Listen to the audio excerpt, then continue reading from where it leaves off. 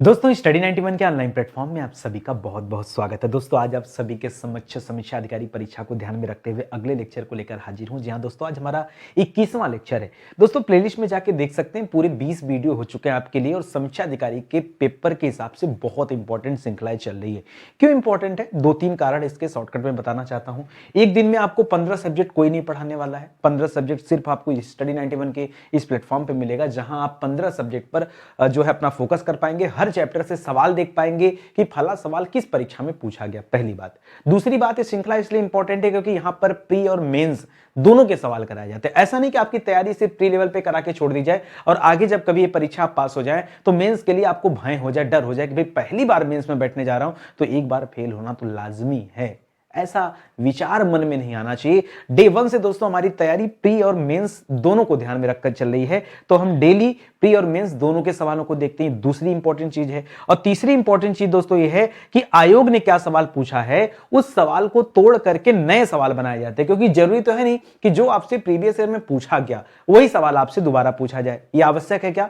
कभी कभार रिपीट हो सकता है, लेकिन सवाल उसी के इर्द गिर्द घूमता नजर आएगा। तो दोस्तों उस सवाल से नए सवाल जो बनते हैं ना, हम उस पर चर्चा करते हैं। तो ये नए सवाल आपके लिए एक मॉक टेस्ट का काम करते हैं। ठीक है, इसीलिए कह रहा हूं हमारी सीरीज से जुड़िए और अपनी तैयारी को आगे बढ़ाइए। याद रखेंगे स्टडी 91 के प्लेटफॉर्म से कई सारे विषय के लिए फाउंडेशन कोर्स भी लॉन्च किए गए हैं। ठीक है, मैं कहता हूं आप एग्जाम वाइज मत पढ़िए, आप ना विषय वाइज पढ़िए। एक बार इतिहास पढ़िए, काम समाप्त हो जाए। तो एक एक बार विषय को इतनी मजबूती के साथ पढ़ लीजिए कि दोबारा आपको पढ़ने की जरूरत न पड़े। अगर आप इस तरह से जुड़ना चाहते हैं तो ही स्टडी 91 पर विजिट करिए, वरना दुनिया घूमते रहिए, अंतिम में यहीं पर आना है सबको। ठीक है, चलिए आगे बढ़ते हैं। आज के क्वेश्चन का आरंभ करते हैं और देखते हैं कि क्या क्या सवाल हमारे सामने आता है और तैयारी कितनी हमारी परफेक्ट हो चुकी है। ठीक है, मेंस का देखिए पहला ही सवाल दोस्तों मेंस का सवाल है। मेंस 2016 में प्राचीन इतिहास में एक सवाल आया कि निम्नलिखित में से कौन सा एक सही सुमेलित नहीं है। ठीक है, कौन सा सुमेलित नहीं है? एक तरफ दोस्तों क्या दिख रहा है आपको? ये नाम दिख रहा है जो कि महाजनपदों के नाम है, दूसरी तरफ उसकी राजधानी का नाम दिया है। जब कभी महाजनपद की बात आती है ना, तो याद रखेगा महाजनपद का उल्लेख दोस्तों कहां मिलता है, यह पहला सवाल है। ठीक है, महाजनपद का उल्लेख कहां मिलता है? तो याद रखेगा महाजनपद का उल्लेख 2 जगह मिलता है। ठीक है, 2 जगह मिलता है। एक तो दोस्तों बौद्ध धर्म की पुस्तक है जिसका नाम है अंगुत्तर निकाय। क्या नाम दोस्तों? अंगुत्तर निकाय। उस पुस्तक में दोस्तों इस महाजनपद के बारे में उल्लेख मिलता है कि 16 महाजनपद हुआ करते थे। इसी तरह से एक जैन धर्म की पुस्तक है जिसका नाम है भगवती सूत्र। क्या नाम है दोस्तों? भगवती सूत्र, जहां पर दोस्तों महाजनपदों का उल्लेख किया गया। तो ये 2 सवाल तो आपको यहीं से बन जाते हैं। तीसरा सवाल जो आपसे पूछ रहा है कि राजधानी बताइए, तो कंबोज की राजधानी राजपुर। राजपुर को दोस्तों राजौर के नाम से भी जाना जाता है या राजौर भी कहा जाता है। ठीक है, अच्छा हाटक राजपुर एक ही है। ठीक है, इसी तरह से असमक की राजधानी कहां है? पोतन पोटिल, या इसका नाम एक और मिलता है पैठड़। क्या मिलता है दोस्तों? पैठड़ मिलता है। ठीक है, पैठन इसको पढ़ते हैं, याद रखेगा। सूरसेन की राजधानी दोस्तों कौशाम्बी नहीं था। सूरसेन की राजधानी कहां थी दोस्तों? सूरसेन की राजधानी मथुरा थी। सूरसेन की राजधानी कहां थी? मथुरा थी, इस वजह से गलत हो गया। बाकी कौशल की राजधानी कहां थी? श्रावस्ती थी। इसे आप याद रखेंगे। तो अगर आप इतना डिटेल इस प्रश्न के बारे में जानते हैं तो जानिए आपकी पकड़ अच्छी है। मैं तो और भी चीजें बताऊंगा आपको, सुनिए। जैसे अगर परीक्षा में आ जाए कि अंग महाजनपद की राजधानी क्या थी। ठीक है, अंग महाजनपद की राजधानी, तो याद रखेगा अंग महाजनपद की राजधानी चंपा थी। कहां थी? चंपा। ये अंग वही देश है दोस्तों, कहा जाता है कि अंग देश का राजा कौन था? शुरुआत में आपने पढ़ा होगा महाभारत, और महाभारत में दोस्तों आपने कर्ण का नाम पढ़ा होगा। तो दुर्योधन ने कर्ण को कहां का राजा बनाया था? अंग देश का राजा बनाया था। हालांकि ये तो महाजनपद काल है तो थोड़ा अलग रखिएगा। ये अंग महाजनपद दोस्तों याद रखेंगे, यहां पर ये चंपा हो जाएगा। अच्छा ये भी दिमाग में आ सकता है सर ये चंपा पुराने समय में किसी जगह का नाम चंपा रहा होगा, आज वो जगह कौन से नाम से जाना जाता है? तो आज इसे दोस्तों भागलपुर के नाम से जानते हैं। ठीक है, बिहार में भागलपुर का जो क्षेत्र है वो क्षेत्र कभी चंपा के अंतर्गत आता था, और भागलपुर ही नहीं, इसमें 2 जगह याद रखेगा, भागलपुर और मुंगेर। ठीक है, इसी तरह से मगध को दोस्तों सर्वाधिक शक्तिशाली महाजनपद के रूप में जाना जाता था, और मगध की राजधानी कहां थी? याद रखेगा गिरिव्रज थी। ठीक है, गिरिव्रज थी। और ये कहां पर दोस्तों? तो इसका लोकेशन जो दोस्तों पटना प्लस गया इस वाले बेल्ट में था। ठीक है, इसको याद रखेगा। वत्स महाजनपद की बात करें जो यहां पे लिखा था कौशाम्बी, ये वत्स महाजनपद की राजधानी कौशाम्बी थी। ठीक है। वत्स महाजनपद की राजधानी कहां थी दोस्तों? कौशांबी थी। और कौशांबी के अंतर्गत क्या आता था दोस्तों? पुराने समय का इलाहाबाद आता था। क्या आता था? इलाहाबाद। अब तो फिलहाल इलाहाबाद को प्रयागराज कर दिया गया है, तो ये आप याद रखेंगे, ठीक है। ये वत्स महाजनपद की राजधानी होती थी। कुल 16 महाजनपद थे, इन बातों को ध्यान रखेंगे। तो इतना डिटेल दोस्तों कम से कम आपको पता होना चाहिए, ठीक है, तब जाके आपका कॉन्सेप्ट क्लियर होगा। अगले चैप्टर में आ जाइए, चैप्टर के अगले सब्जेक्ट पर आ जाइए। हम डेली हर सब्जेक्ट से सवाल टच करते हैं। अगला सवाल मध्यकालीन भारत के इतिहास से संबंधित है और यह सवाल प्री परीक्षा 2017 में पूछा गया सवाल है। सवाल पर फोकस कीजिए। लिख रहा है, निम्नलिखित में से किस शासक ने दीवाने अमीर कोही विभाग की स्थापना किया? कौन सा विभाग दोस्तों? दीवाने अमीर कोही की स्थापना किया था। लिख रहा है बलबन ने किया था, लिख रहा है अलाउद्दीन खिलजी ने किया था, मोहम्मद बिन तुगलक ने किया था, या फिरोज शाह तुगलक ने किया था, ठीक है।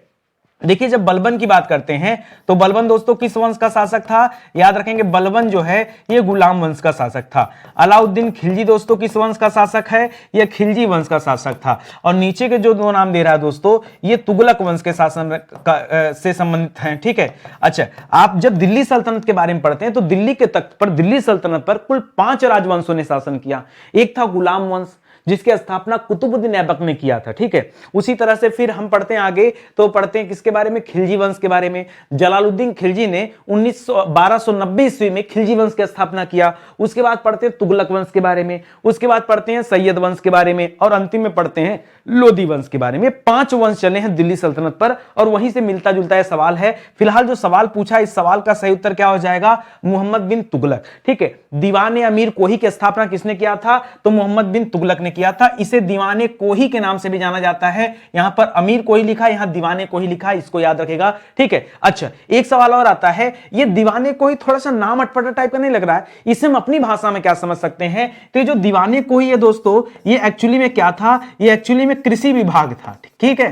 क्या था? दीवाने कोही उस समय का क्या था दोस्तों? कृषि विभाग था। यह जानना जरूरी है। और इसकी स्थापना किसने किया था? तो याद रखेगा, मोहम्मद बिन तुगलक ने किया था। किसने किया था? मोहम्मद बिन तुगलक ने किया था। मोहम्मद बिन तुगलक दोस्तों याद रखेगा तुगलक वंश का द्वितीय शासक है, जिसने सांकेतिक मुद्रा भी चलाया था। मोहम्मद बिन तुगलक के द्वारा क्या चलाया गया था? सांकेतिक मुद्रा भी चलाया गया था, याद रखेगा, जिसके कारण सारी चीजें, सारी अर्थव्यवस्था ही फेल हो गई थी, ठीक है। और इसने राजधानी परिवर्तन भी किया था। वो खैर इसकी सबसे बड़ी गलती मानी जाती है। इसी तरह से सवाल आता दोस्तों कि दीवाने अर्ज की स्थापना किसने किया था? तो याद रखेंगे, दीवाने अर्ज की स्थापना बलबन ने किया था, ठीक है। लेकिन फिर वही सवाल आपके मन में, सर ये जो दीवाने अर्ज लिखा हुआ है इसका तात्पर्य क्या है? ठीक है, तो दीवाने अर्ज का तात्पर्य है सैन्य विभाग से। किससे दोस्तों? सैन्य विभाग। दीवाने अर्ज किसे कहा जाता था? सैन्य विभाग से संबंध था। और इसकी स्थापना किसने किया था? बलबन ने किया था, ठीक है, जो कि गुलाम वंश का बादशाह था, ठीक है।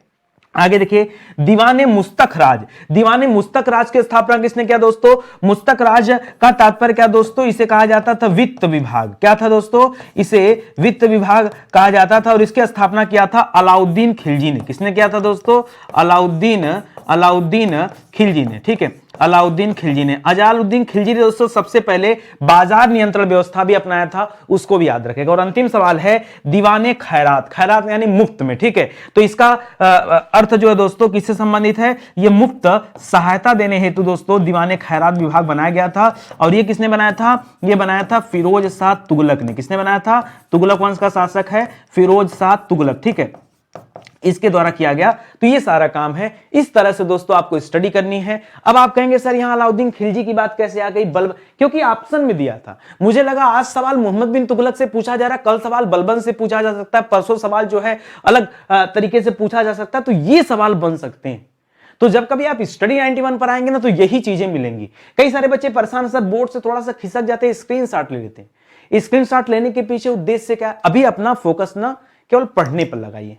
आप स्क्रीनशॉट इसलिए लेना चाहते हैं कि चीजें बाद में आप रिवाइज कर सके। मैं कह रहा हूं अगर आपको रिवाइज ही करना है तो आप एक किताब ले लो। ये आरओ जीएस की किताब तैयार की गई दोस्तों, हूबहू इसी पैटर्न पर, बल्कि और भी ज्यादा डिस्क्रिप्शन आपको इस किताब में मिल जाएगा। और पूरे प्रीवियस ईयर पेपर को बखूबी लिखा गया है, सवाल से सवाल बनाकर। ऐसे 12,000 पॉइंट इस किताब में मिल जाएंगे, ठीक है। तो आप लेके देखिए। इसी तरह से अपनी आरओ की हिंदी की भी किताब है। तो दोनों किताबें आपके लिए इंपॉर्टेंट है, शानदार किताब है, आप इसे ऑनलाइन परचेज कर सकते हैं, ठीक है। चलिए आगे आ जाइए अगले सवाल पर आते हैं। अगला सवाल दोस्तों, ये आधुनिक भारत के इतिहास से संबंधित सवाल है। एक तरफ राजनीतिक दल दे रहा है, दूसरे तरफ आपको बताना कि राजनीतिक दल की स्थापना किस वर्ष हुआ था। मॉडर्न हिस्ट्री का सवाल है और यह सवाल मेंस परीक्षा 2017 में पूछा गया। ठीक है, क्या दे रहा है? भारतीय राष्ट्रीय कांग्रेस। बच्चा बच्चा जानता है कि भारतीय राष्ट्रीय कांग्रेस की स्थापना सन 1885 में एलन ऑक्टेविलियन ह्यूम ने किया था। किसने किया था? जो कि उसके संस्थापक थे। ठीक है, उस समय गवर्नर जनरल कौन था दोस्तों? तो डफरिन था। कौन था? डफरिन। लॉर्ड डफरिन का नाम आता है, याद रखेंगे। तो कांग्रेस की स्थापना कब हो गया दोस्तों?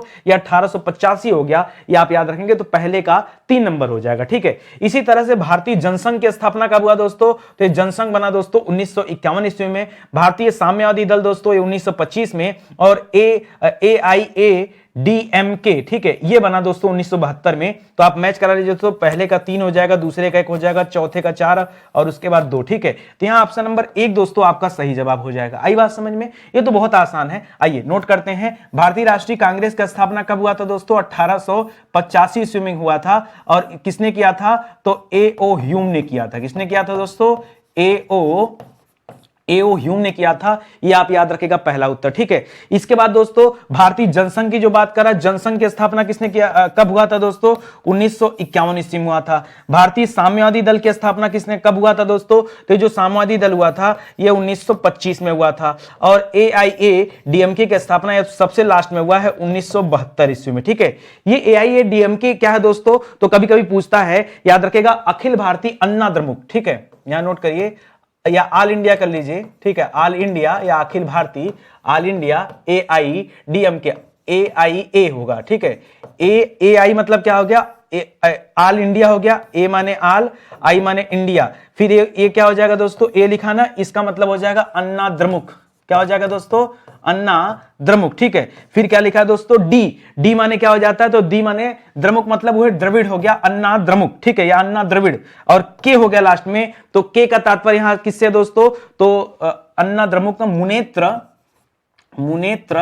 मुनेत्र याद रखिएगा, थोड़ा सा डिफिकल्ट नाम है। ठीक है, साउथ का है ना, मुनेत्र कड़गम, ये दोस्तों इसका फुल फॉर्म है, इसको भी आप याद रखेंगे। ठीक है, अभी दोस्तों ये पार्टी कहां पर एक्टिव है? तो पार्टी 2 जगह पे एक्टिव है। एक तो दोस्तों तमिलनाडु में पार्टी एक्टिव है, दूसरा दोस्तों पुदुचेरी में एक्टिव है। कहां पर? तमिलनाडु और पुदुचेरी में ये पार्टी एक्टिव है। फिलहाल आपका उत्तर दोस्तों ऑप्शन नंबर A है, ये आप याद रखेंगे। मेन है सन को याद रखना, तो इसे जरूर याद रखिए। ठीक है, चलिए आगे बढ़ते हैं। भारतीय संविधान नहीं, भारत के भूगोल से संबंधित सवाल दे रहा है। ये मेंस परीक्षा 2017 का सवाल है। लिख रहा है चित्रकूट जलप्रपात कहां स्थित है। ठीक है, नाम है चित्रकूट जलप्रपात, तो बच्चा ये सोचेगा लगता है चित्रकूट में स्थित है। नहीं, चित्रकूट में नहीं दोस्तों। ये चित्रकूट जलप्रपात कहां पर स्थित है दोस्तों? बस्तर में स्थित है। और बस्तर कहां पड़ता है दोस्तों? बस्तर है आपके छत्तीसगढ़ में। कहां पर दोस्तों? तो चित्रकूट जलप्रपात का संबंध किससे है? बस्तर से है, छत्तीसगढ़ में स्थित है। तो यहां पर क्या लिखेंगे दोस्तों? चित्रकूट जलप्रपात, क्या लिखेंगे? बस्तर, और बस्तर के बाद क्या लिखेंगे? छत्तीसगढ़। अच्छा, मन में एक सवाल और आ गया, अगर मैं लाइव पढ़ाता तो बच्चा यही पूछता कि सर ये जो चित्रकूट जलप्रपात है ये किस नदी पर बना हुआ है? सर ये जरा बता दीजिए। ठीक है, बहुत अच्छा सवाल है भाई। तो चित्रकूट जलप्रपात याद रखेगा दोस्तों, ये इंद्रावती नदी पर है। किस पर है दोस्तों? इंद्रावती नदी पर बना हुआ है। कहां बना हुआ है? छत्तीसगढ़ के बस्तर में बना हुआ है। ये आप तथ्य याद रखेगा। अगला सवाल लिख रहा दोस्तों धुआंधार जलप्रपात। ये धुआंधार जलप्रपात कहां दोस्तों? तो ये आपके जबलपुर में स्थित है। कहां पर स्थित है दोस्तों? जबलपुर में स्थित है। जबलपुर कहां है दोस्तों? मध्य प्रदेश में है। और किस नदी पर है? तो क्या बताएंगे दोस्तों? नर्मदा नदी पर दोस्तों ये धुआंधार जलप्रपात बना हुआ है। ठीक है, भेड़ा घाट वगैरह यहीं पर स्थित है, इसे याद रखेंगे। ठीक है, सबरी जलप्रपात कहां है? बच्चा सोचेगा सबरी माला मंदिर तो केरल में है, सर लगता है जलप्रपात केरल में होगा। नहीं, वहीं आपने गड़बड़ी कर दिया। सबरी जलप्रपात चित्रकूट में स्थित है। कहां पर स्थित है? ये देखिए उल्टा उत्तर हो जाएगा। ठीक है, यहां पर सबरी जलप्रपात दोस्तों कहां पर है? तो याद रखेगा सबरी जलप्रपात जो है ये आपके चित्रकूट में स्थित है। पहला तथ्य हो जाएगा। ठीक है, और चित्रकूट में किसके निकट दोस्तों? तो याद रखेगा किसके निकट? तो बुंदेलखंड के निकट। ठीक है, यह चित्रकूट में बुंदेलखंड के निकट स्थित है। भारत का सबसे ऊंचा जलप्रपात कौन सा है? ठीक है, इस प्रश्न को लेकर बहुत कंफ्यूजन होता है। याद रखिएगा जोग जलप्रपात। कौन सा दोस्तों? जोग जलप्रपात जो है सबसे ऊंचा जलप्रपात कहा जाता है। इसी को महात्मा गांधी जलप्रपात भी कहते हैं। ठीक है, महात्मा गांधी जलप्रपात के नाम से भी जानते हैं। ठीक है, इसको पूरा बोलते हैं जोग गरसप्पा। क्या बोलते हैं? जोग जलप्रपात कर्नाटक में स्थित है दोस्तों, इसको याद रखेंगे। कहां पर स्थित है दोस्तों? ये जोग जलप्रपात ये आपके कर्नाटक राज्य में स्थित है, कर्नाटक में स्थित है, तो इसको भी याद रखेगा। ठीक है, चलिए आगे बढ़ते हैं। अगला सवाल दोस्तों विश्व के भूगोल से संबंधित सवाल है। ये सवाल भी दोस्तों मेंस परीक्षा 2017 में आया। लिख रहा है कि निम्नलिखित में से कौन गर्म जलधारा है? गर्म जलधारा दोस्तों कौन सी है वो आपको बताना है। ठीक है, तो लिख रहा है फॉकलैंड, ब्राजील, लैब्राडोर या कनारी जलधारा। ठीक है, मैंने आपको पढ़ाया दोस्तों कनारी जलधारा कैसी जलधारा दोस्तों? ये ठंडी जलधारा है। ठीक है, क्योंकि महिलाएं, अच्छा कहीं मैंने बहुत शुरू में पढ़ाया था तो वहां गलत पढ़ा दिया था, गर्म जलधारा। ठीक है, ये ठंडी जलधारा है। नारी, नारी क्या होती है दोस्तों? पहले ठंडी होती, लेकिन जब गर्म हो जाती तो फिर उन्हें कोई रोकने वाला नहीं। ठीक है, लेब्रोडोर है ब्रो, बड़ा कूल टाइप का वर्ड है, लेब्रो है ब्रो, बड़ा कूल टाइप का वर्ड है दोस्तों, तो याद रखेगा, कूल से याद रखेगा, यह भी ठंडी जलधारा है। ठीक है, और फॉकलैंड, रॉकलैंड, ठीक है, तो फॉक रॉक क्या दोस्तों? यह भी ठंडी जलधारा है। ठीक है, तो आपका जो उत्तर बनता है दोस्तों बनता है ब्राजील। क्या बनता है? ब्राजील। ब्राजील दोस्तों क्या है? यह गर्म जलधारा है। ठीक है, कैसी जलधारा दोस्तों? यह गर्म जलधारा का एग्जांपल है, इसको आप याद रखेंगे। ठीक है, तो यहां पे क्या हो जाएगा? ब्राजील जलधारा कैसी दोस्तों? याद रखेगा, यह गर्म जलधारा का उदाहरण है। एक सवाल और आता दोस्तों कि गर्म है अपनी जगह, लेकिन यह जलधारा बहती कहां पर है? तो याद रखेगा अटलांटिक ओशियन में। कहां पर दोस्तों? अटलांटिक महासागर की यह जलधारा है, इसे आप याद रखेंगे। ठीक है, फॉकलैंड, रॉकलैंड दोस्तों ये आपकी ठंडी जलधारा है, लेकिन ये कहां की जलधारा है दोस्तों? तो यह जलधारा भी आपके अटलांटिक की है। कहां की दोस्तों? अटलांटिक महासागर की ही जलधारा है। लेब्राडोर भी कहां है दोस्तों? ये भी आपके अटलांटिक में स्थित है। ये सारी जलधाराएं जो ऑप्शन में आपके दिया है ना, ये सभी की सभी जलधारा कहां की है दोस्तों? ये अटलांटिक का ही दिया हुआ है। ठीक है, और ये मोस्टली सब ठंडी थी, केवल एक ही दोस्तों यहां पर गर्म है, वो आपने याद कर लिया। ठीक है, कभी आप वीडियो खोल के देखिए स्टडी 91 का, गर्म जलधारा या लिखिए जलधारा स्टडी 91, आपको वीडियो मिल जाएगा, आप वहां जाके वीडियो देखिए विस्तार से, आपको एक एक चीजें ऑटोमेटिक याद हो जाएंगी। मैंने ऑन क्लास आपको याद करा दिया कि कौन सी जलधारा क्या है, आप उसे पढ़ के बता सकते हैं। ठीक है, चलिए आगे बढ़ते हैं। ठीक है, जैसे पूछता सवाल एक वेनेजुएला की धारा, क्या पूछता दोस्तों? सवाल आता है वेनेजुएला की धारा कैसी धारा? मैंने हर चीज के पीछे एक छोटा सा लॉजिक बनाया। ठीक है, आप जानते हैं दोस्तों वेनेजुएला एक स्थान का नाम है और यहां विश्व का सबसे ऊंचा जलप्रपात है। ठीक है, विश्व का सबसे ऊंचा जलप्रपात है, सबसे ऊंचा जलप्रपात यहीं पर स्थित है। अब आप कहेंगे सर नाम क्या है? तो इस जलप्रपात का नाम है एंजल जलप्रपात। ठीक है, क्या नाम दोस्तों? एंजल जलप्रपात के नाम से इसे जाना जाता है। ठीक है, ये सबसे ऊंचा है। तो एक बात बताओ, जहां ऊंची से पानी गिरेगा तो पानी तो बड़ा ठंडा लगेगा, और जब ठंडा लगेगा तो क्या हो जाएगा दोस्तों? तो याद रखेगा ये हो जाएगी ठंडी जलधारा। कैसी जलधारा दोस्तों? यहां पर ये हो जाएगा ठंडी जलधारा। इसी से मिलता जुलता एक नाम है वेनेजुएला वैक्यूएला। ठीक है, वैक्यूएला कैसी धारा है? क्योंकि दोनों का मिलता जुलता नाम, इसलिए भी ठंडी जलधारा है। एक सवाल आता है हम्बोल्ट जलधारा किस प्रकार की जलधारा है? क्या पूछता है? हम्बोल्ट जलधारा ये कैसी जलधारा है? ठीक है, तो हमने क्या किया कि हम बोल्ट से याद रखे, बोल्ट माने बाल्टी, तो हमारे ऊपर बाल्टी उलट दी गई। अब किसी के ऊपर एक बाल्टी पानी डाल दोगे तो फिर से आदमी क्या होगा? ठंडी लगेगी उसे, तो ठंडी से याद रखेगा ठंडी जलधारा।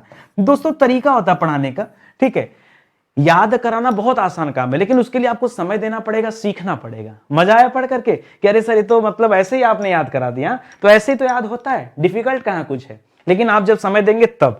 चलिए आगे बढ़ते हैं, अगला सवाल देखते हैं। अगला सवाल उस चैप्टर, उस विषय से है जो आप पढ़ते नहीं है। ये हमेशा लास्ट टाइम पढ़ने के लिए छोड़ दिया जाता है, क्योंकि इसका नाम क्या है? जनसंख्या एवं नगरीकरण। अब सवाल देखिए क्या आया जनसंख्या नगरीकरण से। ये प्री परीक्षा 2017 में पूछा गया सवाल है कि वर्ष 2011 की जनगणना के अनुसार उत्तर प्रदेश में साक्षरता दर 2001 में 2021 तक वृद्धि, 2001 से 2021 तक वृद्धि हुई थी। कितनी वृद्धि हुई थी दोस्तों ये बताना है। तो लिख रहा है 11.45%, 12.4। अब देखिए कंफ्यूजन करेगा क्रिएट, क्योंकि ऑप्शन में 11 भी है, 12 भी है, 13 भी है, और 13 है ना, 13 भी है और 14 भी है, तो सबसे बड़ा कंफ्यूजन यहीं पे है। लेकिन आप याद रखेंगे दोस्तों जो सही उत्तर है वो है दोस्तों 11.45%।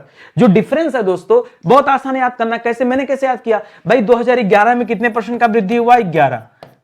ठीक है, 11, तो 11 से 11 को मैच कराए रही, हमेशा आपको याद रखेगा, कभी जीवन में नहीं भूलेगा। ये सवाल तो एकदम मैचिंग वाला हो गया ना, तो कभी नहीं भूलेगा। अब तो याद रहेगा ना, अब तो याद रहेगा ना, तो याद रखना। आगे देखो लिख रहा उत्तर प्रदेश की साक्षरता दर है, कब की पूछ रहा भाई, मान लीजिए उत्तर प्रदेश की साक्षरता दर हम यहां पूछ रहे हैं आपसे 2001 की, क्योंकि जनगणना दोस्तों कब होता है और 10 साल पे होता है, ठीक है। तो ये पूछ रहा दोस्तों कि 2001 की जनगणना के आधार पर साक्षरता दर कितनी है। तो पुरानी जो जनगणना थी उसमें जो लिटरेसी रेट था वो था दोस्तों 56.3%। अच्छा एक काम की बात बताऊं, जब दोस्तों भारत में साक्षरता दर निकाली जाती है, पता लगाया जाता है इसका, ठीक है, तो याद रखिएगा इसमें हमेशा 7 वर्ष से ऊपर के व्यक्तियों को लिया जाता है, ठीक है। याद रखेंगे जो भी, देखिए वैसे तो हमारे देश में जो अपने नाम को लिख सकता है और पढ़ सकता है उसको हम साक्षर मान लेते हैं, बाकी उसके पास किस तरह का ज्ञान है हमें इससे मतलब नहीं है,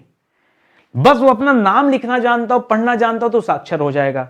अब साक्षर तो आजकल मतलब 5 साल के बच्चे भी साक्षर हो जाएंगे, क्योंकि उनको भी अपना नाम पढ़ने आता है, अपना नाम का उनको सबका नाम पढ़ने आता है, सबका नाम लिखने भी आता है। हाँ 3-4 साल के बच्चे अपना नाम लिख लेते हैं, बोल भी लेते हैं, ठीक है, ये होता है, मैंने बहुत सारे ऐसे बच्चों को देखा है, ठीक है। तो अब बात आती है कि किसे काउंट किया, क्या उन्हें साक्षर माना जाए, नहीं। ये परीक्षा में बड़ा जो है फंसाने वाला सवाल है। साक्षरता दर, जब भी भारत में लिटरेसी रेट निकाला जाता है तो जिनका उम्र 7 साल से अधिक होता है उन्हीं को दोस्तों लिटरेसी रेट के लिए शामिल किया जाता है। ये तथ्य आप याद रखेंगे। तो ये साक्षरता दर से संबंधित एक पॉइंट हो गया, ठीक है। 2001 में जो साक्षरता दर थी वो थी दोस्तों केवल 56.3%, जो कि 2011 में बढ़कर कितनी हो गई दोस्तों, तो ये हो गई 67.7%। कितना हो गया दोस्तों, 67.7% हो गया। यही डिफरेंस आप देखें तो कितना आएगा दोस्तों, 11.45% जो आपसे पूछा गया, ठीक है, याद रखिएगा। अच्छा एक सवाल और हो सकता है, तो हमें क्या याद रखना, हमें पुराना वाला नहीं याद रखा है, हमें हमेशा नया याद करना। होने को तो 2021 में जनगणना रिपोर्ट आ जानी चाहिए थी, ठीक है, लेकिन कोविड की वजह से दोस्तों ये जनगणना रिपोर्ट नहीं आ पाई, ठीक है। और देखिए हर 10 साल पे जनगणना होती है, 2001 का आंकड़ा हमारे पास है, 2011 का आंकड़ा हमारे पास है, 2021 वाला आंकड़ा आज तक नहीं आया, ठीक है, आना चाहिए। तो हमें लेटेस्ट के रूप में दोस्तों 2011 ही हमारे पास है, तो सवाल भी परीक्षा में 2011 से ही पूछे जाते हैं। तो 67.7% दोस्तों आप याद रखेंगे, ठीक है। और उसी आधार पर दोस्तों आपको बताना है कि पुरुष साक्षरता दर दोस्तों वर्तमान में कितनी है। तो वर्तमान में दोस्तों उत्तर प्रदेश में 77.3% क्या है दोस्तों, साक्षरता दर है, पुरुषों की साक्षरता दर। हाँ महिलाओं की स्थिति दोस्तों उत्तर प्रदेश में बहुत खराब है, ये दोस्तों 20% डाउन है। तो 77 से 20% डाउन करेंगे तो मिलेगा कितना, 57 समथिंग, ठीक है, 57 समथिंग का यहां भी डाउन कर लीजिए, 1 पॉइंट डाउन कर लीजिए, ठीक है। तो ये हो जाएगा आपका 57.2%, ये महिला साक्षरता दर है। 77.3% ये आपका पुरुष साक्षरता दर है। मैं केवल यूपी की बात कर रहा हूं, ठीक है। करा सर्वाधिक औसत साक्षरता दर वाला जिला कौन सा, सबसे ज्यादा साक्षरता दर कहां की दोस्तों, उत्तर प्रदेश में। तो याद रखिएगा दोस्तों सबसे ज्यादा साक्षरता दर यह है दोस्तों गौतम बुद्ध नगर की। कहां की है दोस्तों, गौतम बुद्ध नगर की है। अब आपके मन में फिर सवाल आया कि सर कितनी है गौतम बुद्ध नगर की, तो याद रखिएगा दोस्तों 80%, ठीक है, ये 80% लिख रहा हूं, 80 से ऊपर ही है, ठीक है, एकदम एग्जैक्ट आंकड़ा मुझे नहीं याद है, अब इतना अंदर जाके कोई नहीं पढ़ सकता, तो 80% आप याद रखेगा। इसी तरह ये तो हो गया सर्वाधिक, ये क्या हो गया दोस्तों, सर्वाधिक। इसी तरह से अगर पूछ ले सबसे कम, तो क्या याद रखेंगे दोस्तों, श्रावस्ती। कैसे याद रखेंगे, महात्मा बुद्ध जी ने सबसे ज्यादा उपदेश कहां दिया, श्रावस्ती में। और यहां क्या है दोस्तों, साक्षरता दर सबसे कम है। इस तरह से मैंने याद किया, एक ट्रिक बना के दोनों सवाल बनते हैं। परीक्षा में आता सवाल की गौतम बुद्ध ने सबसे ज्यादा उपदेश कहां, देखिए पहला उपदेश उन्होंने ऋषि पत्तनम ने दिया था। गौतम बुद्ध का पहला उपदेश कहां हुआ था, ऋषि पत्तनम, सारनाथ, वाराणसी, ठीक है, जहां पे धमेक स्तूप है। कौन सा स्तूप, वहां पे धमेक स्तूप, ठीक है, ये सब सवाल याद रखिएगा। लेकिन सबसे ज्यादा उपदेश कहां दिया है, तो श्रावस्ती में दिया है। अब परसेंट जैसे यहां 80% है दोस्तों अधिकतम, वैसे न्यूनतम की बात करेंगे तो क्या है, तो याद रखिएगा न्यूनतम है 46%। कितना दोस्तों, 46% है। थोड़ा सा यहां पे दशमलव होके कुछ रहेगा, उसको याद रखेंगे, ठीक है। आजादी 47 में मिली थी, लेकिन यहां साक्षरता दर कितना है दोस्तों, ये 46% है, ठीक है। ये सारे सवाल आप याद रखेंगे। अच्छा इन सवालों को पढ़ते पढ़ते कई बच्चों के मन में यह सवाल आ गया होगा कि सर यूपी का तो आपने बता दिया, इंडिया का भी लगे हाथ बता देते तो बड़ा अच्छा रहता, ठीक है। तो आइए देख लेते दोस्तों इंडिया का। अगर मान लीजिए भारत का पूछ दे कि दोस्तों उत्तर प्रदेश की साक्षरता दर तो ठीक है 67.7% देख लिया, लेकिन भारत की साक्षरता दर कितनी है दोस्तों, तो भारत की साक्षरता दर है दोस्तों 54.04%। कितनी है दोस्तों, 54.04%। वहीं अगर पुरुष साक्षरता दर की बात करेंगे तो 82% है। कितना दोस्तों, मेल का कितना दोस्तों, याद रखेंगे 82% है, ठीक है। और दोस्तों अगर फीमेल का याद रखेंगे तो, जबकि मेल उत्तर प्रदेश में 77 है, फीमेल 56 है, ठीक है, 57 है, इसको याद रखेगा। लेकिन महिलाओं में दोस्तों कितना है, तो 65 है। कितना है दोस्तों, 65%, इसको याद रखेगा। तो 74 और क्या याद रखेंगे, 74, 82, 65 ये भारत का है। और यहां याद रखेगा कितना हो जाएगा आपका 67.7% यहां का है, फिर 77, फिर 57, ये 2-3 आंकड़े आपको याद रखना है, ठीक है। उत्तर प्रदेश के अलावा दोस्तों अगर पूछे कि भारत में सर्वाधिक साक्षरता दर किस राज्य की है, तब राज्य के मामले में केरल का नाम आ जाएगा। तो ये आपको पढ़ना पड़ेगा। जब आप इतना पढ़ेंगे तब समझिए कि हम अब तैयार हैं अपनी परीक्षा के लिए। तो आपकी तैयारी किस लेवल पे है, एक बार आप इसे जांचते चलिए। स्टडी 91 पे इससे बेहतर क्लास कहीं नहीं मिलेगा। आप चाहे जितना भी तलाशना हो तलाश लो, लेकिन इस क्वालिटी की क्लास आप ढूंढ के बताना कहां पर है। नहीं मिलेगा, जल्दी पढ़ते चलो। अगर मिलेगा तो उसे भी पढ़ो। मैं नहीं कहता कहीं बाहर का मत पढ़ो भाई, हमें सिलेक्शन लेना है, चाहे जैसे लेना है, चाहे जिस टीचर से पढ़ना है, चाहे जिस भी प्लेटफॉर्म से पढ़ना पड़े, चाहे जिस भी किताब से पढ़ना पड़े। हमने कोई कंठी थोड़े ले रखा है कि हम स्टडी 91 पर ही पढ़ेंगे। हम हर उस जगह पे पढ़ेंगे जहां से हम सिलेक्शन के नजदीक पहुंच सकते हैं। हम हर उस किताब को फॉलो करेंगे जो हमें हमारे सफलता को तक पहुंचाएगी। समझ रहे हैं ना? तो हमें वो सोच लेके चलना है, ऐसा नहीं कि केवल एक ही जगह। मैं क्यों कहता हूं, क्योंकि आप ढूंढने में समय जाया करेंगे। कई लोग होते हैं ना, जितने का मुर्गी नहीं उतने का मसाला, मतलब जितना समय लगा दिया ढूंढने में और आपको मिला कुछ नहीं। तो उससे बेहतर है कि स्टडी 91 पर चीजों को पढ़ते चलिए, और बहुत तलाश की इच्छा तो तलाश करते रहिए, और कुछ बेहतर मिल जाता तो उसे भी पढ़िए। क्या चाहिए फिर इससे ज्यादा? चलिए आगे बढ़ते हैं। प्री परीक्षा 2017 में एक सवाल आया, भारतीय राज्य व्यवस्था से संबंधित सवाल है, संविधान का सवाल है कि भारतीय संविधान के निम्नलिखित में किस अनुच्छेद के द्वारा अस्पृश्यता की समाप्ति की व्यवस्था किया गया? अस्पृश्यता की समाप्ति। अब देखिए दोस्तों, जब आप भाग पढ़ेंगे ना, जब आप भाग पढ़ेंगे तो भाग 1 पढ़ते हैं दोस्तों किसके बारे में? संघ एवं उसके राज्य क्षेत्र। क्या पढ़ते हैं? संघ एवं उसके राज्य क्षेत्र। ये मैं क्यों बता रहा हूं आपको, बता रहा हूं क्योंकि तो अनुच्छेद 1 से लेकर 4 तक दोस्तों आप यहां पढ़ते हैं। जब दोस्तों भाग 2 में आप आते हैं, कहां आते हैं? भाग 2 में आते हैं। तो भाग 2 में आने के बाद दोस्तों आपको मिलता है नागरिकता। क्या मिलता है? नागरिकता मिलता है। और नागरिकता के बारे में पढ़ते हैं दोस्तों 5 से लेकर 11 तक। फिर आप पहुंचते हैं भाग 3 में, ठीक है। भाग 3 आपको मिलता है किसके बारे में? मूल अधिकार के बारे में। किसमें मिलता है? मूल अधिकार के बारे में। ये मूल अधिकार जो है दोस्तों, ये अमेरिका के संविधान से लिया गया है। और यहां हम बात करते हैं अनुच्छेद 12 से लेकर अनुच्छेद 35 तक। क्या बात करते हैं? 12 से 35 तक। ये जो सभी अनुच्छेद है ना, ये किस भाग से संबंधित है दोस्तों? अगर ये सवाल आए तो याद रखेगा, ये सभी के सभी अनुच्छेद ये भाग 3 से संबंधित है। और भाग 3 किसके बारे में बताता है? भाग 3 मूल अधिकार के बारे में बताता है। मूल अधिकार कहां से लिया गया है? मूल अधिकार अमेरिका की संविधान से लिया गया है। ये 3-4 सवाल है। मूल अधिकार से संबंधित अनुच्छेद कौन से हैं? तो अनुच्छेद 12 से लेकर 35 तक है। आई बात समझ में? और अस्पृश्यता के बारे में कौन बताता है? तो अनुच्छेद 17 बताता है। कौन बताता है? अनुच्छेद 17 बताता है। अच्छा, इसके अलावा दोस्तों याद रखेगा, अगर हम यहां अनुच्छेद 12 की बात करेंगे, अनुच्छेद 12, तो अनुच्छेद 12 दोस्तों राज्य विशेष की परिभाषा देता है, ठीक है। 13 भी उसी तरह से है। 14 इंपॉर्टेंट है, विधि के समक्ष समानता और विधियों के समान संरक्षण की बात कौन करता है दोस्तों? तो यह करता है दोस्तों अनुच्छेद 14 बात करता है। कौन करता है? अनुच्छेद 14। अनुच्छेद 15 5 चीजों को लेकर चलता है। 15 में 5 है ना, तो 5 क्या 5 याद रखेगा? जाति को लेकर चलता है, धर्म को लेकर चलता है, लिंग की बात करता है, भाषा की बात करता है और वंश की, ठीक है। तो 1 2 3 4 5, इन 5 के आधार पर किसी भी प्रकार का विभेद नहीं किया जाएगा किसी से, कि नहीं तुम फला जात के हो तुमको ये काम नहीं मिलेगा, तुम फला वंश के हो तुमको ये काम नहीं मिलेगा, तुम फला भाषा जानते हो तुमको। तो ये इसके आधार पर डिफरेंस नहीं किया जाएगा, ठीक है, विभेद नहीं किया जाएगा। ये कौन बताता दोस्तों? तो ये अनुच्छेद 15 बताता है। कौन बताता है? ये अनुच्छेद 15 इसके बारे में दोस्तों व्याख्या देता है। इसी तरह से लोक नियोजन के विषय पर अवसर की समानता का उल्लेख कौन करता है दोस्तों? तो अनुच्छेद 16 करता है। 17 में अस्पृश्यता के बारे में बताया गया। अनुच्छेद 18 में किसके बारे में बताया गया? 18 में अनुच्छेद 18 बताता उपाधियों का अंत। क्या बताता दोस्तों? उपाधियों का अंत, ठीक है। तो उपाधियों के अंत के बारे में बताता। फिर 19 से दोस्तों आपका अलग ढंग से चीजें और स्टार्ट हो जाती, ठीक है। तो इसको याद रखेगा। ये सारी बातें समझ में आ गई।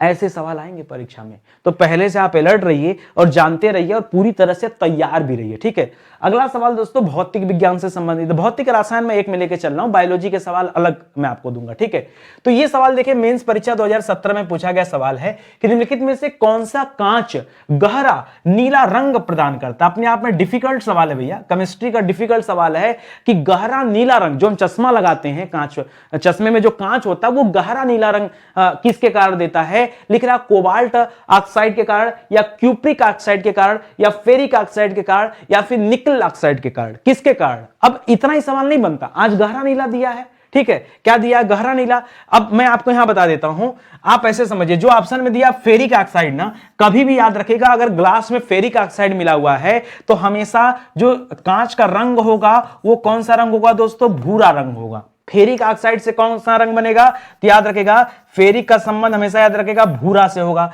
जैसे भी याद करना हो कर लीजिए। ठीक है, अगला सोडियम क्रोमेट या फिर फेरस ऑक्साइड। ठीक है, फेरिक की जगह फेरस कर दिया, सोडियम क्रोमेट कर दिया, तो सोडियम का रंग वैसे भी हरा होता है। ठीक है, तो यहां याद रखें दोस्तों क्या हो जाएगा, हरा।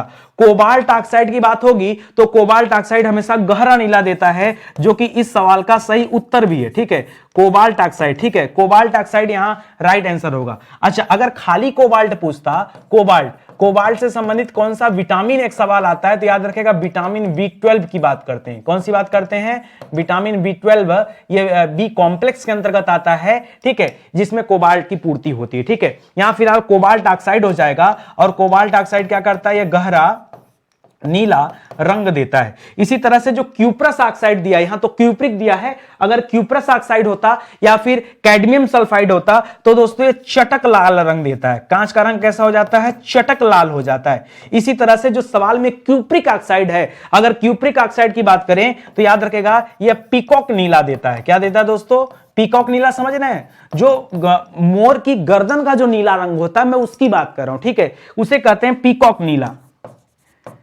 पीकॉक नीला रंग देता है, ये आप याद रखेंगे। ठीक है, तो ये सारी चीजें आप पढ़ते चलिए और समझते चलिए। जो सही उत्तर है वो है ऑप्शन नंबर 1। अब आप कल्पना कीजिए कि फिजिक्स में कितने डीप में जाके, केमिस्ट्री में कितनी डीप में जाके सवाल पूछ रहा है। आप अगर ऊपर ऊपर से पढ़ने के चक्कर में पढ़ेंगे ना, कभी नहीं क्वालिफाई होगा। ज्यादातर बच्चे ना 5 से 10 नंबर पे जाके रुक जाते हैं, क्योंकि आप हमेशा हिस्ट्री, ज्योग्राफी, पॉलिटी पढ़ने में रहते हैं। वो सवाल आप सही कर लेते हैं, लेकिन जो आप फंसते हैं वो यहां से फंसना शुरू करते हैं। तो आप बचिए इन सारे सवालों से और अपनी पढ़ाई को और डीप लेके जाइए, और डीप लेके जाइए, क्योंकि बहुत जरूरी है। ठीक है, चलिए आगे बढ़ते हैं। प्री परीक्षा 2017 में एक सवाल आया, जीव विज्ञान से संबंधित सवाल है, आज भी को बच्चा नहीं जानता होगा। लिख रहा है सामान्य 70 किलोग्राम का एक आदमी है, तो उसके शरीर में रक्त की कुल मात्रा कितनी हो। अंदाज देखो लगाओगे नहीं लगेगा अंदाज। सिस्टम होता है, मैं आपको सिस्टम बताऊं। ठीक है, कि कैसे इसका एक मेथड होता है। ठीक है, आप उस मेथड पर काम करेंगे तो आपको चुटकियों में आंसर मिल जाएगा।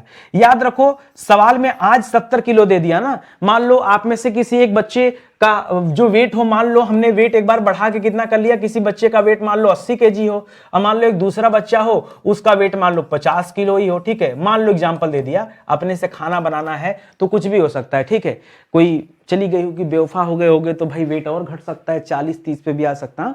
तो बात आता है कि सर कितना, तो बड़ा सिंपल सा सिस्टम है दोस्तों, जितना भी रहेगा ना उसका 7% निकाल लेना। कितना दोस्तों, 7%। तो 7 सत्ते कितना हो जाएगा, 49 हो जाएगा। ठीक है, यही हो जाएगा ना, तो आप यहां से निकाल सकते हैं 49। 49 मतलब क्या हो गया दोस्तों, ml में चलेगा। 49 मतलब इसका आगे डबल जीरो भी लगा लो। देखो कैसे, अगर आप सिस्टमेटिक निकालते तो क्या निकलता है, गुणे 7/100, ये होता 7 सत्ते 49। ठीक है, कितना होता, 7 सत्ते 49।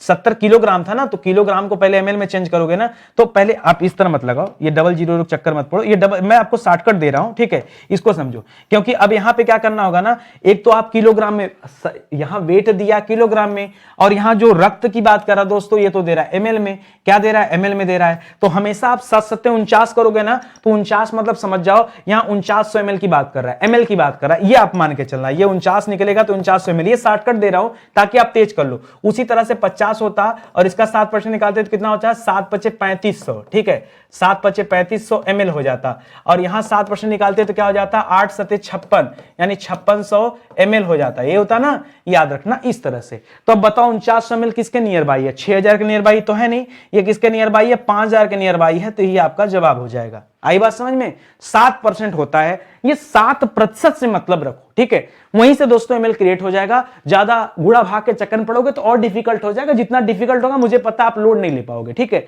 इसलिए पहले ही आप सीधे सीधे चलो। अच्छा, और भी सवाल देखते हैं। ये तो आयोग ने इस बार सवाल दिया, और अन्य कौन कौन से सवाल आपको पता होना चाहिए, क्या क्या उत्तर आपको जानकारी में होना चाहिए। सवाल आता है कि मानव का जो रक्त है उसका पीएच मान कितना होता है। पीएच मान के आधार पर दोस्तों उसकी अम्लता या क्षारीयता का पता चलता है कि अगर दोस्तों पीएच मान 7 होता है, अगर पीएच मान कितना दोस्तों 7 है तब तो ठीक है, लेकिन अगर 7 से ऊपर है तो वहां आंकड़ा चेंज होगा, 7 से नीचे तो भी आंकड़ा चेंज हो जाएगा। तो अगर हम ब्लड की बात करें तो ब्लड का दोस्तों पीएच मान कितना होता है, ये 7 से ऊपर या 7 के नीचे, तो होता है 7 से ऊपर, याद रखेंगे 7.4। कितना होता है दोस्तों इसका पीएच मान कितना है, 7.4, ठीक है। चलिए एक सवाल मैं आपको दे रहा हूं, अगर 7.4 है तो इसे अम्लीय माना जाएगा या क्षारीय माना जाएगा, आप मुझे बताओ। अगर आंकड़ा 7 के ऊपर हो तो उसे अम्लीय माना जाएगा, क्षारीय, ये आप कमेंट करके बताना ताकि मुझे पता चले कि आप यहां तक की क्लास देख रहे हैं। क्योंकि बहुत सारे बच्चे ना शुरू में आते हैं, 4 सवाल देखा चले गए, पता नहीं क्या टेस्ट करने आते हैं। भाई पढ़ना तो पूरा पढ़ो, नहीं तो मत पढ़ो। आधा अधूरा पढ़ने की क्या जरूरत है, पूरा पढ़ो ना। लेकिन अब मनुष्य की लाल रक्त की कोशिकाओं का जीवन काल कितना, लाल रक्त की कोशिकाओं का मतलब क्या दोस्तों, रेड ब्लड सेल्स, यानी सीधे सीधे आरबीसी की बात करा, और आरबीसी का जीवन काल कितना होता है दोस्तों, तो 120 दिन का होता है, 120 डेज। रक्त को शरीर के अंदर जमने से रोकता है। हमारे शरीर के अंदर जो ब्लड है वो नहीं जमता है, क्यों? क्योंकि शरीर के अंदर दोस्तों हिपेरिन नामक एक प्रोटीन पाई जाती है। किस नाम से? हिपेरिन नामक क्या पाया जाता है, एक प्रोटीन पाया जाता है जो जमने नहीं देता है, रक्त का थक्का बनने और घाव भरने का कार्य करता है। तो कौन सा विटामिन दोस्तों, याद रखेगा यहां पर विटामिन के होना चाहिए। अगर विटामिन के नहीं है तो याद रखेगा रक्तस्राव रुकेगा नहीं और दिक्कत हो जाएगा। इसके अलावा दोस्तों और कौन कौन से हैं, तो जो हमारे शरीर में रुधिर प्लेटलेट्स होते हैं, वो प्लेटलेट्स भी क्या करते हैं दोस्तों, वो प्लेटलेट्स भी क्या करते हैं, थक्का बनाने का काम करते हैं, ठीक है। तो ये भी आप याद रखेंगे, ठीक है। तो ये बहुत इंपॉर्टेंट है, ये दोनों तथ्यों को आप याद करके चलिएगा। ये भी याद हो गया आपको ना। चलिए आगे बढ़ते हैं, अगला सवाल देखते हैं। अगले सवाल से पहले मैं आपको बताना चाहूंगा, स्टडी 91 के प्लेटफॉर्म से कई सारे विषय के लिए किताबें आई हैं हमारे पास। आपकी परीक्षा के लिए दोस्तों समीक्षा अधिकारी की भी किताब है, ठीक है। आप इस किताब को लीजिए, और भी कई विषय के लिए किताबें हैं, कई एग्जाम के लिए किताबें। मौका दीजिए, जुड़िए हमारे साथ, आपको लगेगा वाकई स्टडी 91 की टीम जो काम करती है बहुत शांति से, शालीनता से, बहुत बेहतर काम करती है। जो बच्चे टेस्ट सीरीज लेना चाहते हैं दोस्तों, टेस्ट सीरीज लेना चाहते हैं, स्टडी 91 का टेस्ट सीरीज ज्वाइन करना चाहते हैं, वो टेस्ट सीरीज दोस्तों ज्वाइन कर सकते हैं। इसके लिए एक अलग पोर्टल तैयार किया गया है जिसका नाम है स्टडी 91 प्रो। क्या नाम दोस्तों, स्टडी 91 प्रो। आप इसका एप्लीकेशन डाउनलोड कर लीजिए, या फिर स्टडी 91 प्रो जो हमारी नई वेबसाइट है वहां जाके आप जो है ये टेस्ट सीरीज ज्वाइन कर सकते हैं। वहां पे आप लिखेगा दोस्तों यूपीपीएससी आरओ, ऊपर सर्च बॉक्स होगा, उसमें उस सर्च बॉक्स में आप ये टाइप करके ढूंढिएगा तो आपको यूपीपीएससी आरओ के लिए दोस्तों टेस्ट सीरीज मिल जाएगा, उसे आप ज्वाइन कीजिए। उससे आपको और एक्चुअल पता चलेगा कि भाई हमारी स्थिति कितनी अच्छी है। आप वहां पे सब्जेक्ट वाइज टेस्ट भी दे सकते हैं, आप वहां पे हर तरह का टेस्ट अवेलेबल, कंप्लीट टेस्ट भी दे सकते हैं। तो वहां जाके जरूर दीजिए। ये हमारा दोस्तों हेल्पलाइन नंबर है, कहीं कोई डाउट है तो आप इस नंबर पर संपर्क कर सकते हैं, ठीक है। चलिए आगे बढ़ते हैं, अगला सवाल देखते हैं। अगला सवाल इकोनॉमिक्स से संबंधित है, मेंस 2017 का सवाल है। लिख रहा है मुद्रा एवं वित्तीय मामलों में सरकार का वित्तीय अभिकर्ता एवं सलाहकार कौन है। मुद्रा के मामले में सरकार को सलाह कौन देता है, तो आरबीआई से बड़ा कौन है। नाबार्ड की बात नहीं करेंगे, ठीक है। नाबार्ड क्या दोस्तों, तो national and agriculture rural development bank है, याद रखेंगे ये कृषि संबंधित काम करता है। एसबीआई की बात भी नहीं करेंगे, एसबीआई का राष्ट्रीयकरण दोस्तों पहले इंपीरियल बैंक था, 1920 में नाम चेंज होता है और 55 में जाके इसका राष्ट्रीयकरण हुआ है। यहां हमारा सही उत्तर होगा दोस्तों आरबीआई। क्या सही उत्तर होगा, RBI, reserve bank of India, ठीक है। ये भारत सरकार का मुद्रा वित्तीय मामलों में सलाहकार है, बैंकों का बैंक कहा जाता है, केंद्रीय बैंक कहा जाता है, और ये आरबीआई करता है नोटों का निर्गमन भी करता है, मतलब मुद्रा जो है प्रिंट करने का कार्य कौन करता है, आरबीआई करती है, याद रखेंगे। आरबीआई की स्थापना अगर आपसे पूछे दोस्तों कि इसकी स्थापना कब हुई, तो दो चीजें हैं। एक तो दोस्तों आरबीआई एक्ट की बात करता है, तो कभी ध्यान दीजिएगा एक्ट की बात करेगा ना तो एक्ट आया था दोस्तों 1934 में, बहुत इंपॉर्टेंट है, बच्चा ध्यान नहीं देता। आरबीआई एक्ट आया था 1934 में, और स्थापना कब हुआ था दोस्तों, इसी एक्ट के तहत 1 अप्रैल 1935 को स्थापना हुआ था, ठीक है। तो याद रखेंगे अगर एक्ट की बात कभी करता तो 34 बताइए, और अभी तिथि की बात करता तो फिर आप 35 बताइए। अगला सवाल देखिए, आरबीआई के प्रथम गवर्नर कौन थे? तो आरबीआई के प्रथम गवर्नर कौन थे दोस्तों? बहुत अच्छा सवाल है, और षणमुखम का नाम मत याद रखेगा, वो वित्त मंत्री, ठीक है। यहां याद रखेगा नाम इनका ओसबोर्न स्मिथ। क्या नाम था दोस्तों? ओसबोर्न स्मिथ जो थे दोस्तों, ये आरबीआई के पहले गवर्नर थे, ठीक है, इसको याद रखेगा। और कितने दिन के लिए? लगभग 821 दिन के लिए दोस्तों इन्हें जो है गवर्नर बनाया गया था। आरबीआई का राष्ट्रीयकरण दोस्तों कब हुआ है? तो राष्ट्रीयकरण 1949 में हुआ है, ठीक है। और कब? तो याद रखेगा 1 जनवरी 1949 को आरबीआई का राष्ट्रीयकरण हुआ है, ठीक है, याद रखेंगे। आरबीआई का प्रथम भारतीय गवर्नर कौन दोस्तों? तो प्रथम भारतीय गवर्नर में नाम आता है सीडी देशमुख जी का। किसका नाम आता है? सीडी देशमुख जी का आता नाम। और सीडी देशमुख जी याद रखेगा तीसरे नंबर के गवर्नर थे। ओसबोर्न जी पहले नंबर के गवर्नर थे, सीडी देशमुख तीसरे नंबर के गवर्नर थे। ये लगभग 2150 दिन के लिए गवर्नर बने थे, ठीक है।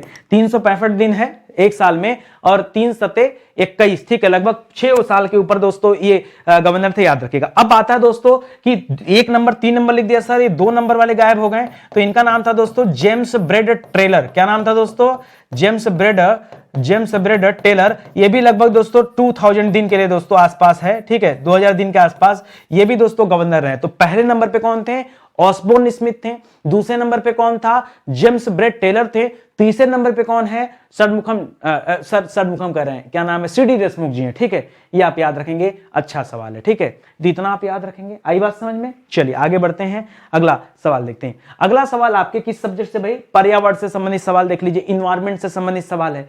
सवाल दोस्तों प्री परीक्षा 2017 में पूछा गया सवाल है। लिख रहा पृथ्वी का सर्वाधिक वृहद पारिस्थितिकी तंत्र दोस्तों कौन सा है? सबसे बड़ा पारिस्थितिकी तंत्र कौन सा है आपको बताना है। तो सबसे बड़ा होता है दोस्तों जैवमंडल।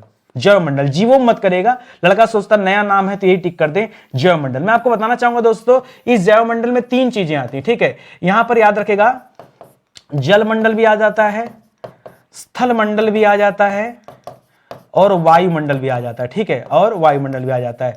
तो इन तीनों को मिला जुला रूप क्या कहते हैं दोस्तों? इन तीनों को जैवमंडल कहते हैं। तो तीनों को मिला लिया तो क्या हो गया? जैवमंडल हो गया। तो जैवमंडल के अगर प्रमुख घटक पूछे तो क्या बताएंगे? याद रखेंगे प्रमुख घटक में यही जलमंडल, दूसरा याद रखेगा स्थल मंडल, और तीसरा याद रखेगा वायुमंडल। यही आता है, यही दोस्तों क्या है इसका घटक है, ये आप याद रखेंगे, ठीक है। ये घटक हो जाएगा, ये आपका जवाब हो जाएगा। इन्हीं तीनों को मिला के क्या बनता है दोस्तों? जैवमंडल बनता है। अगला सवाल, सबसे अधिक अस्थाई पारितंत्र किसका? अगर अस्थाई की बात करेगा तब आप बताएगा दोस्तों सबसे अस्थाई पारितंत्र किसका दोस्तों? समुद्र का है। सबसे कम अस्थाई की बात करेगा तब क्या बताएंगे दोस्तों? रेगिस्तान यानी मरुस्थल, मरुस्थल का पारिस्थितिकी तंत्र क्या है दोस्तों? सबसे कमजोर होता है। कौन पारिस्थितिक पिरामिड का हिस्सा नहीं है? यह सवाल आता है, पिरामिड का हिस्सा कौन सा नहीं होता है? तो याद रखेगा उत्पादक और ये सब होते हैं। मृतजीवी जो होता है दोस्तों, मृतजीवी जो होता है वो कभी भी पिरामिड का हिस्सा नहीं होता है। आपके सामने ऑप्शन देगा, बहुत ही स्पेशल सवाल है, बहुत ही स्पेशल सवाल, ठीक है। यहां बहुत जाके बच्चा फंसता है, ठीक है। लोग शाकाहारी, मांसाहारी, उत्पादक इसी पे दिमाग चलता, सब रहेंगे, कौन नहीं रहेगा? मृतजीवी, मृतोपजीवी नहीं रहेगा, याद रखेंगे। ये आपका राइट आंसर होगा। यहां तो मैंने उत्तर लिखा नहीं, इसलिए बहुत सारे बच्चे परेशान भी हो जाते हैं। अगला सवाल देखिए, एग्रीकल्चर का सवाल है। राष्ट्रीय केला अनुसंधान केंद्र कहां पर स्थित है? सर हमने ना ज्यादातर सब्जी अनुसंधान केंद्र पढ़ा है, तो सब्जी अनुसंधान केंद्र कहां पढ़ा है? याद रखेंगे वाराणसी में पढ़ा है, ठीक है। इसी तरह से कुछ बच्चों ने आलू अनुसंधान केंद्र भी पढ़ा होगा। आलू वाला कहां पढ़ा भाई? आलू वाला शिमला में पढ़ा है, ठीक है, ठीक है। लेकिन कभी सर आज तक केला पे ध्यान नहीं गया, ध्यान दीजिए केला पे, ठीक है। ज्यादातर बच्चे सोचेंगे भुसावल, जो मुंबई जानते हैं, देखते हैं भुसावल स्टेशन पहुंचते ही केला बिकना शुरू हो जाता है, तो लगता है कि भुसावल में भी होगा। देखिए भुसावल में खेती खूब होती है, नासिक और भुसावल वाले बेल्ट में केला का उत्पादन बहुत ज्यादा होता है, लेकिन उसका मतलब ये नहीं है, ठीक है। तो इसे याद रखेंगे। यहां उत्तर क्या हो जाएगा दोस्तों? त्रिची में दोस्तों केला अनुसंधान केंद्र है, इसको याद रखेगा। अगला सवाल क्या लिख रहा है? अच्छा इसको तो लिख लीजिए दोस्तों, केला अनुसंधान केंद्र कहां पर दोस्तों? याद रखेगा त्रिची में। एक सवाल और आ गया होगा मन में, सर ये त्रिची जो दिया है ठीक है, त्रिची है कहां पर? त्रिची है भैया तमिलनाडु में, ठीक है। त्रिची कहां पर है? तमिलनाडु में। अच्छा, राष्ट्रीय लीची अनुसंधान संस्थान कहां पर है? यह भी आपके लिए नया सवाल है, ठीक है। अब लीची के मामले में दोस्तों बिहार में शाही लीची को जीआई टैग मिला हुआ है, और याद रखेगा लीची अनुसंधान संस्थान वहीं पे है, मुजफ्फरपुर। कहां पर दोस्तों? मुजफ्फरपुर, ठीक है, इसको याद रखेंगे। राष्ट्रीय अनार अनुसंधान केंद्र कहां पर स्थित है? केला के साथ साथ लीची की बात होगी, अनार बताइए। अनार है दोस्तों सोलापुर। सोलापुर कहां पड़ता है दोस्तों? महाराष्ट्र में, यही ना। सोलापुर कहां है दोस्तों? ये आपके महाराष्ट्र में, ठीक है। आगे देखिए, अंगूर अनुसंधान संस्थान कहां पर स्थित है? ये भी नया सवाल हो गया। ये आपके पुणे में है, महाराष्ट्र में। कहां पर दोस्तों? पुणे महाराष्ट्र में दोस्तों क्या है? अंगूर अनुसंधान केंद्र है, इसको भी याद रखेगा। तो जो पुराने आप पढ़ते चलते हैं ना, उसको चेंज करिए थोड़ा सा और कुछ नया पढ़िए। हमेशा ही गन्ना गुन्नी पढ़ते रहेंगे तो काम नहीं चलेगा, ठीक है। जैसे गन्ना अनुसंधान केंद्र पूछता है तो आप कहां बताते हो? लखनऊ में। गन्ना अनुसंधान केंद्र कहां पर? लखनऊ में। लेकिन कभी आपसे शुगर केन पूछ दे, क्या पूछ दे दोस्तों? Sugar cane breeding institute, sugar cane breeding institute, ठीक है, इंस्टीट्यूट। तो क्या बताएंगे दोस्तों? तब याद रखेंगे, यहां बताएगा कोयम्बटूर। क्या बताएंगे? कोयम्बटूर, ठीक है, कोयम्बटूर। तब आप अपना उत्तर चेंज कीजिएगा, ठीक है। इन सारी बातों का ध्यान रखिए, बहुत इंपॉर्टेंट सवाल है और यहीं पे आके मिस्टेक होता है आप सभी से। अगला सवाल देखिए, साइंस एंड टेक का सवाल है, और ये सवाल दोस्तों स्पेशल प्री एग्जाम हुआ था 2010 में, ये उसमें पूछा गया सवाल है। लेकिन आप पनडुब्बी चालित प्राक्षेपिक प्रक्षेपास्त्र, जिसको कहते हैं SLBM, के बारे में निम्नलिखित कथनों पर विचार कीजिए। करा इसे भारत के रक्षा अनुसंधान एवं विकास संगठन ने बनाया है, ठीक है। अच्छा, डीआरडीओ की स्थापना कब हुआ था दोस्तों? डीआरडीओ की स्थापना, इसकी स्थापना हुआ था 1958 में, ठीक है। जबकि इसरो की स्थापना कब हुआ है? तो इसरो की स्थापना हुआ है 1969 में, ठीक है। दोनों याद रखेंगे, ठीक है। लिख रहा है इसे भारतीय पनडुब्बी आईएनएस अरिहंत पर लगाया जाएगा। इसकी मारक क्षमता लगभग 700 किलोमीटर है। कौन सा सही है ये आपको बताना है। तो पनडुब्बी चालित प्रक्षेपास्त्र को किस भारतीय पनडुब्बी में लगाया गया? तो ये सवाल तो आपके सामने है, लिखा है साफ साफ आईएनएस अरिहंत पर लगाया गया है। ये वही सवाल है, मैं कुछ अलग से यहां पर नहीं दे रहा हूं। आईएनएस अरिहंत आप याद रखेंगे, ठीक है।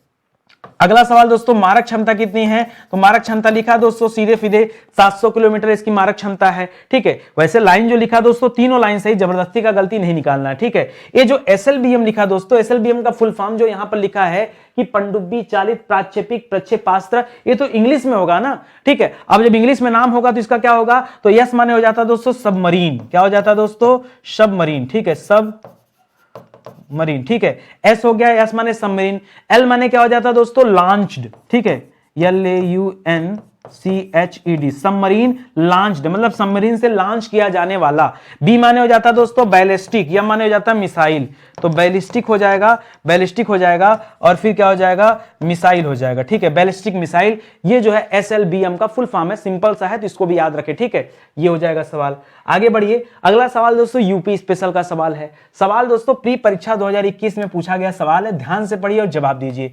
उत्तर प्रदेश के विभिन्न स्थानों में आयोजित भारतीय राष्ट्रीय कांग्रेस के अधिवेशन के संदर्भ में सूची 1 का 2 से मिलान करना है, मतलब कौन सा अधिवेशन कहां हुआ है, ठीक है। आइए बात करते हैं दोस्तों, सबसे पहले कानपुर की बात करते हैं। फेमस है कानपुर वाला अधिवेशन दोस्तों। कानपुर वाला अधिवेशन 1905 ईस्वी में हुआ था, बच्चा जानता है। और 1905 में इसकी अध्यक्षता किसने किया था? अरे गांधी जी के राजनीतिक गुरु किसे कहा जाता है? जिन्होंने 10 सर्वेंट ऑफ इंडिया सोसाइटी लिखा, गोपाल कृष्ण गोखले, ठीक है। तो यहां पर याद रखेगा दोस्तों, ये हो जाएगा गोपाल कृष्ण गोखले जी ने किया, ठीक है। इसकी अध्यक्षता किसने किया है? गोपाल कृष्ण गोखले जी ने किया है, ठीक है। इसी तरह से 1916 वाले में अंबिका चरण मजुमदार जी ने अध्यक्षता किया। अंबिका चरण मजुमदार जी ने दोस्तों, मजुमदार जी ने अध्यक्षता किया। और इसी में दोस्तों क्या हुआ था? गरम दल नरम दल जो है ये आए थे एक साथ, ठीक है। तो याद रखेंगे। और ये कहां हुआ था? लखनऊ अधिवेशन हो जाएगा, ठीक है, लखनऊ अधिवेशन हो जाएगा।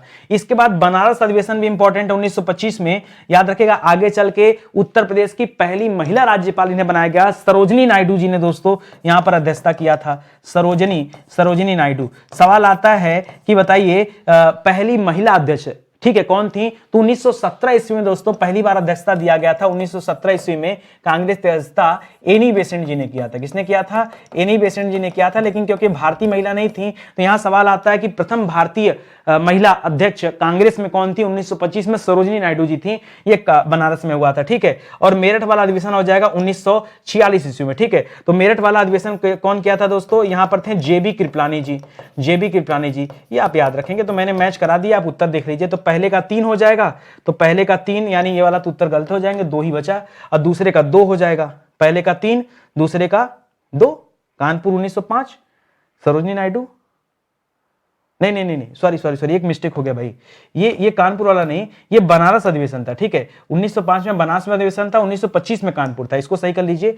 तो बी का हो जाएगा 4, बी का 4, ये वाला हो जाएगा दोस्तों सी हो जाएगा ना, ठीक है, थोड़ा सा स्किप हो गया, इसको सही कर लीजिएगा, ठीक है। बनारस अधिवेशन हुआ था जो गोपाल कृष्ण गोखले जी ने किया था, ये मैंने एक तरफ से लिख दिया। अब इधर का सवाल, अरे यार इधर तो पहले से लिखा था, हम कहा इतना मेहनत कर रहे थे। बनारस अधिवेशन दोस्तों गोपाल कृष्ण गोखले जी ने इसकी अध्यक्षता किया था। बनारस अधिवेशन कब हुआ था, तो याद रखिएगा ये हुआ था 1905 ईस्वी में, ठीक है। लखनऊ अधिवेशन कब हुआ था, 1916 में। कानपुर कब हुआ था, 1925 में। मेरठ कब हुआ था, 1946 में। आइए कुछ अच्छी बातें बताता हूं। एक सवाल आता है कि महात्मा गांधी जी ने किस अधिवेशन में पहली बार हिस्सा लिया। क्या था सवाल दोस्तों, गांधी जी ने हिस्सा कब लिया था, ठीक है। तो गांधी जी ने किस अधिवेशन में हिस्सा लिया था पहली बार, फर्स्ट टाइम। तो फर्स्ट टाइम इन्होंने हिस्सा लिया था 1901 ईस्वी में। बच्चा जन्म नहीं करता है, हर बच्चा जानता है कि अरे गांधी जी प्रवास से लौटे थे 1915-16 में, अब कैसे हिस्सा लेने एक में चले गए, अरे घर उनका यही था, ठीक है, वो आते जाते रहते थे। तो 1901 में दोस्तों उन्होंने हिस्सा लिया था। उस समय अध्यक्षता किया था दिनसा वाचा ने। किसने अध्यक्षता किया था, दिनसा वाचा अध्यक्षता कर रहे थे 1901 वाले में, वहां गांधी जी ने हिस्सा लिया था। और गांधी जी दोस्तों पहली बार अध्यक्ष कहां बने थे, तो याद रखिएगा पहली बार अध्यक्ष बने थे 1924 में, और 1924 में हुआ था बेलगांव अधिवेशन। कौन सा हुआ था, बेलगांव अधिवेशन। तो ये भी सवाल याद रखेंगे, ऐसे बढ़िया बढ़िया सवाल है, इन सबको याद रखें, ठीक है। चलिए आगे बढ़ते हैं। अगला सवाल और आखिरी सवाल है विविध वाले चैप्टर से, जो कहीं नया है उसको विविध में रख दिया गया। प्री परीक्षा 2021 का ही सवाल है कि पारंपरिक लोकनाट्य, इसका नाम क्या दोस्तों, भांड पाथर, किस राज्य या केंद्र शासित प्रदेश से संबंधित है। जम्मू कश्मीर से, गुजरात से, असम से, उत्तर प्रदेश से। देखिए उत्तर प्रदेश में होता नहीं है, गुजरात में भी नहीं होता, और पाथर वगैरह कहां चलता है, जम्मू कश्मीर में, ठीक है। पाथर से याद रखेगा, ये भांड पाथर कहां चलता है, तो पत्थर चलता है जम्मू कश्मीर में, इसलिए आप इसे याद रखेंगे जम्मू कश्मीर। तो भांड पाथर ये कहां का लोक नृत्य है दोस्तों, याद रखेगा ये जम्मू कश्मीर का लोक नृत्य है, इसको आप बहुत अच्छे से याद रख सकते हैं। बाकी गरबा वगैरह कहां खेला जाता है, गरबा हो गया, डांडिया हो गया दोस्तों, ये गुजरात का प्रसिद्ध जो है नृत्य, लोक नृत्य है, इसको याद रखिएगा। ये नौटंकी, रासलीला, कजरी वगैरह तो मिर्जापुर में होता है, तो ये उत्तर प्रदेश से संबंधित है। और बिहू, नट पूजा, नागा महोत्सव दोस्तों ये कहां होता है, तो बिहू वगैरह ये असम से संबंधित है, ठीक है, असम से। तो बाकी का आपने देख लिया। तो यहां से भी सवाल आते हैं, आप इन किताबों को लेंगे तो यहां पर बहुत सारी चीजें दी गई हैं, ठीक है। मैं कहूंगा आपके पास एक दोनों किताबें होनी चाहिए, दोनों अपने आप में अल्टीमेट बुक है दोस्तों, आप एक बार लेके देखिए। जिन बच्चों ने अभी टेस्ट सीरीज नहीं ज्वाइन किया है वो एक बार, मैं देखिए इस किताब पर एक तीसरा बुक है दोस्तों, प्रैक्टिस बुक। इस प्रैक्टिस बुक को मैं लॉन्च करने वाला था, लेकिन फिर मुझे लगा कि प्रैक्टिस बुक से अच्छा है कि हम आपको क्या दे दे दोस्तों, एक टेस्ट सीरीज प्रोवाइड कर दे, ठीक है। तो ये टेस्ट सीरीज दोस्तों आपको और भी ज्यादा बेहतर होगा, इससे आपकी स्पीड भी मिलेगी, आपको बकायदा डिस्क्रिप्शन में मिल जाएगा। ये टेस्ट सीरीज दोस्तों आप ज्वाइन कर सकते हैं स्टडी 91 प्रो से। कहां से दोस्तों, स्टडी 91 प्रो का एक एप्लीकेशन मिल जाएगा, आप वहां से ज्वाइन कर सकते हैं, या फिर study91pro.com एक साइट मिल जाएगी आपको, study91pro.com, ठीक है। यहां से दोस्तों आप इस टेस्ट सीरीज को ज्वाइन कीजिए, बहुत शानदार टेस्ट सीरीज है, ठीक है। प्राइस में ना जाइए, क्वालिटी कंटेंट पे जाइए। देखिए हम बहुत आराम से काम करते हैं, बहुत इत्मीनान से काम करते हैं, लेकिन जो भी करते हैं अपने आप में बेहतर करते हैं। तो दोस्तों आप इसे लीजिए, बहुत शानदार टेस्ट सीरीज है, ये आपको हमारे प्लेटफॉर्म से मिल जाएगा, ठीक है। तो फिलहाल आज का सेशन दोस्तों ये समाप्त होता है। उम्मीद करता हूं अच्छा लगा होगा, समझ में भी आया होगा आप सभी को। तो स्टडी 91 पर कई सारे ऐसे विषय हैं जो पूरी तरह से पढ़ा दिए गए हैं, ये उन्हीं के हैंड नोट्स हैं। इन्हें अगर आप परचेज करते हैं तो खुद से प्रिंट कराना होगा। मैंने क्या कहा, आप डाउनलोड करके खुद से प्रिंट कराएंगे, लेकिन जब आप किताब परचेज करते हैं ना, तो किताब बाई पोस्ट आपके घर जाती है। तो ये किताब लीजिए, ये पैक होके आपके घर जाएगी, ठीक है। कैश ऑन डिलीवरी वगैरह चाहिए तो मीशो वगैरह से ऑर्डर कर लीजिए, फ्लिपकार्ट, मीशो, अमेजन हर जगह है, मीशो से लीजिए, ज्यादा बेहतर है, ठीक है। सेशन दोस्तों ये समाप्त होता है, मिलते हैं दोस्तों अगले लेक्चर में, तब तक के लिए बहुत बहुत धन्यवाद आपका। एक निवेदन आप सभी से, अगर क्लास अच्छी लगी हो, लगा हो आपको कि नितिन सर वाकई हमारे लिए मेहनत कर रहे हैं, अच्छा कंटेंट दे रहे हैं, अच्छी बातें बता रहे हैं, ज्यादा समय नहीं नुकसान कर रहे हैं, तो दो शब्द नितिन सर के बारे में कमेंट में जरूर लिखिएगा। लाइक करिएगा, लाइक करने से क्या होता है, गूगल समझता है कि कौन ज्यादा मेहनत कर रहा है। तो आप मैं अपनी ईमानदारी से पढ़ा रहा हूं ना, तो आप अपनी ईमानदारी दिखाए कि नहीं नितिन सर बेहतर कर रहे हैं, तो एक लाइक तो बनता है, उससे गूगल पे रैंकिंग अच्छी होती है। तो आप सभी से निवेदन है, अब बुरा लगता है तो फिर अनलाइक भी कर दीजिए, डिसलाइक कीजिए, क्या करना, कुछ तो कीजिए जीवन में, जरूरी है, और शेयर कर दीजिए, ये आप सभी से निवेदन है। बहुत बहुत धन्यवाद आपका, मिलते हैं अगले लेक्चर में, तब तक के लिए जय हिंद, जय Bharat, thank you so much.